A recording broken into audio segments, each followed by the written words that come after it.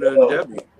Hey. Hey, Rhonda. There you are. Hey guys. Hi, Rhonda. We're trying to do it on the computer, but my battery's running out and I couldn't figure it out.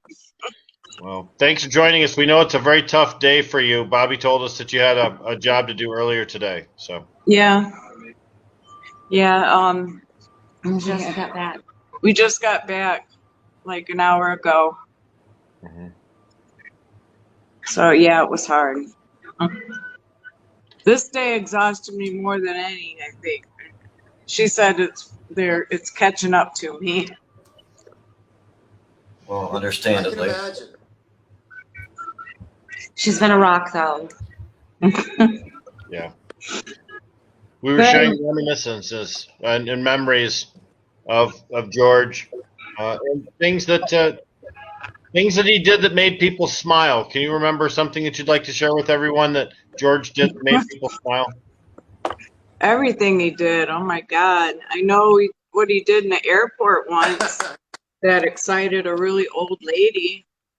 They asked him to go do the security and raise his hand. And he never wore a belt or underwear. His pants dropped, and the little old lady goes, "Oh my!" I remember that. But yeah, there's a ton of stories, a ton of stories. What I experienced with him, it was always a trip with him. We've been trying to go over some of these things and just recognizing at large how many lives he touched, how many people he crossed paths with. Yeah, I know it.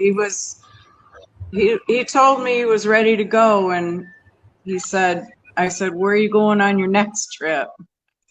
And he just smiled at me, you know. But last week he woke up and he said, "Come on, kid, let's go." And I said, and he hadn't said anything the day before, and I said, "Where are we going?" He said, "Miami." So yeah, Debbie, go ahead. Tell me who's on there. I can't see. I can't see there. Hey, Debbie. Thank you for being there to offer support also in the midst of all of this. Absolutely. But we're here with Jim Salame and Debra Young and Rick Thompson and Colin MacDougall and Adam Brook and Bobby West and Darrell Stavros. And myself, Jamie. Hi, Jamie. Hi, Adam, Darrell. I just got these glasses and they suck. I could not see out of them at all. So I'm like, who is it? So what are you guys talking about? Tell me some of your stories. I was telling some stories about when we first met, me, you, and George, back in 2016. Some of them stories and stuff, fun times, and this and that. Yeah. There's of course, a lot. What's that? There's a lot of stories. Oh, yeah. I remember in the rickshaw, we were trying to get out of San Diego to get back to Sacramento by midnight, and you were there, Bobby, and he found that ring in the rickshaw, and that was his signature ring on all his pictures. Huh? Yeah, the ring that Deb picked up, found and handed to George. And he's like, yeah, this one. Yeah, that this one. one. The one, yeah, the one Deb. Yeah. Yeah. I couldn't remember who found it. Yeah, Deb I was thinking, wow, this is a nice ring. And George's like, let me see. And he's like, wow, that's nice. And you're like, oh, you should let him have it. He doesn't have any jewelry. And Deb's like, okay. And then he put it on. Yeah, I remember. Yeah. I was thinking, I went to the jeweler today to ask him to get a chain for it. But I was asking about making a mold out of it so certain people that were important to him could have one, you know. Oh, that's cool. Because it's Celtic. Yeah. He loved this ring. I get like this. It sucks that the ring I gave him like this was too small for his fingers. You know how he has one. Yeah. This one. Yeah. The one they gave him on his birthday, actually, 2018. Yeah. But I was hoping that came as signature ring, but it didn't fit him right. So luckily that No. one we found did, Right. Yeah. So Yeah. how's everybody else? Great. Of course, I have to say thank you. Speaking of signatures, I appreciate you telling me that I get to get his wool trench coat. I mean, I love that coat. He looks so snazzy in that. So I appreciate you letting me know about that. That's awesome. Yeah. He loved that coat. I just had it dry cleaned Oh, like I know. 2 months ago. And I still I have the figured other if jacket anybody could down wear here. it, it's you, Bobby. If anybody could wear that Thank coat you. and represent, it's you, because you wore his jacket so much. Yeah. Well, I loved him, man. He was a great man. He almost like he was a father figure to me. And I know Brett. I was talking to Brett Bogue the other day, and he said when he was talking to I met George the second time, he's telling George, well, I met you through Bobby West. And I was like, oh, I love Bobby like a son. So that was Yeah. kind of nice to hear Brett say that George said that, because I really did care for him, and I learned a lot about life and everything through him, and his stories and stuff. And I'm just blessed that I was able to become part of your life and his life, Yeah. For all these years. He was a You great, should interesting put man. that And so video. you're. You should put that video up in 2016 when he had those glasses on. He was like, oh, yeah, man. Oh, there's a little kid. You remember those? I know. They were the white, what are those called? Those glasses that you wear. 3D glasses? Yeah, 3D glasses. Oh yeah. Oh wow, yeah. They've had a hard time with connection. I recorded and Bobby has the tape, but Bobby was laughing his ass off because George was like, oh, there goes a little kid. And he was watching Hey, with the we're seat back. with the 3D glasses. Yes, we can. Yeah, it was my phone. Back in the day when the Samsung gave me the free 3D thing on him, and he says, "Oh wow." What I do? I think you have that. You should have that video, Rhonda, because you filmed it with your phone. Because I had him. You filmed All it with right, your I'll phone find because it. it was my thing.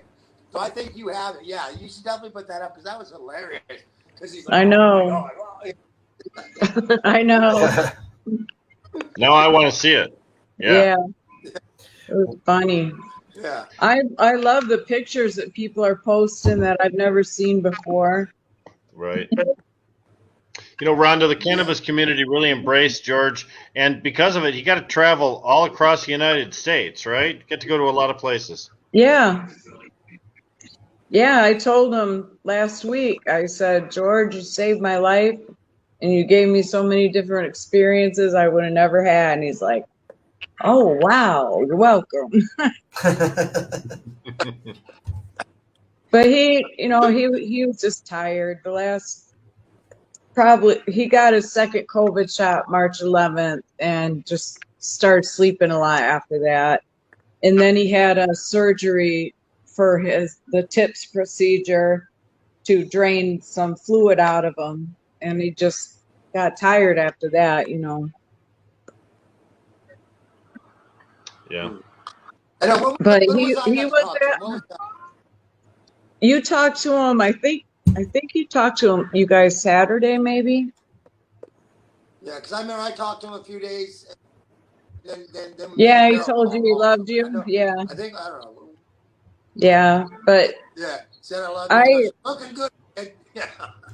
He told me he was never just going to linger. He was going, and he was like, I'm ready. You got to let me go, Rhonda. God. And I said, oh, fuck it. All right, go. It's like, I don't want you to go, but yeah. He's a very good man. Touched a lot of people. Yeah. Bobby said he passed with his head on your chest, right, Rhonda? Yeah. Yeah. Tell us about that, if you can, if it's not too much. Well, for the last month, I haven't left the house for longer than a half hour because he was sleeping a lot, and I didn't feel comfortable. So the last month, I've been staying in, just getting Tony to come and stay for like an hour or two if I needed to go somewhere. But yeah, I was doing everything by myself, and then Tony went to Puerto Rico, and then I was really by myself. And my kids said, "Mom, you need help." So I called this doctor, and they wouldn't send out a nurse or physical therapy because they were overloaded, but they would send out a nurse to see if he was ready for hospice. So they came out Thursday, and she said, "Yeah, he's ready." So, but you know, he was just tired, sleeping a lot. And then, right? huh? He passed away in your arms. He passed away in your arms. Yeah. Thursday they put him on hospice. Friday they brought a hospital bed, and I was going to cancel it because I was sleeping in our bed with him, and I was spooning him a lot. But I thought, well, like it's easier in the hospital bed, so we put him in the hospital bed Friday. And then all weekend, he was just like, "I'm ready to go." He asked for bacon, eggs, ice cream, pineapple, banana cream pie. I said, "Damn, George, what's going on?" He said, "I'm just hungry. I can't help it." But he just ate a bunch of food. And I remember the pictures of all the food he was eating. I said, I remember you Yeah. sending me the photos of all the food he was eating. Yeah, the last picture I took of him, he was laying in bed, and I had a bacon that I had baked and never made it like that. It's like he's gonna for sure eat that bacon. But yeah, If he not just mouse would. on Tuesday, I had friends show up on Sunday and Monday, and Monday night they were all giving George shit. He could hear us, he was listening, and they had a joint and they blew it in his face, and he said, "Oh man, I like that." You know. He asked for water, he asked for ice cream Tuesday, and so he was still asking for stuff, but he didn't want to go to the hospital or be resuscitated. He just said he was tired. So Tuesday they said 24 to 48 hours, and then Wednesday morning, like around 10, I could tell, you know, and I told him it was okay, that his dad was waiting for him. So he was at peace. I was holding him. There were 3 other people in the house. Nobody knew what was going on the last half hour but me, because I wanted it private, you know. That's very deep. That's the way it should be. Just you and him, private. That's the best way. And then I wait. My friend Diane was sitting in the bed, on the other side of the bed. And I was there in the hospital bed, and I just waited. And then finally I said, "He's gone," and everybody come running in, you know. Oh man. Yeah. Thank you for reliving that. I know it's hard. I know it is. Thank you. It's hard because he was a strong motherfucker, you know, and he didn't want to live his life having to have somebody take care of him and not have legs. And he told me a couple weeks ago, he said, "I want to be whole again. I want to fucking walk around again," you know. So he was ready. Yeah. But I'm leaving tomorrow. I'm heading back to Illinois to spend time with my kids and my granddaughter, and I've always wanted to get a motorhome, and I've met so many incredible people all across the U.S. I just want to travel and, you know, just travel and name the motorhome after George. And The George Mobile. Well, I'll be back in Cool. Illinois in 2 weeks, so we'll try and plan to meet up. My wife and I will be, I think, about 2 weeks or so. okay. All right. Well, he loved you guys. He really did. I love you We too. all love you. Thank you very much for coming on and just kind of sharing with us a little bit this at this time. Okay. Appreciate it. We're all in tribute here to him, and all love him, and just wish the best for you, and our sincere condolences. Okay. Thank you. Thanks to Debbie, Hey, too. Thank you. Thanks, Deb. Bye, guys. See you. Bye. How powerful was that? It's amazing. Yeah, very moving. She loved Very him. real. She loved him, man. I mean, she for the last, it was hard on her for the last month. I mean, marrying, he sleep, making sure he was comfortable. Glad that he had her there at the last,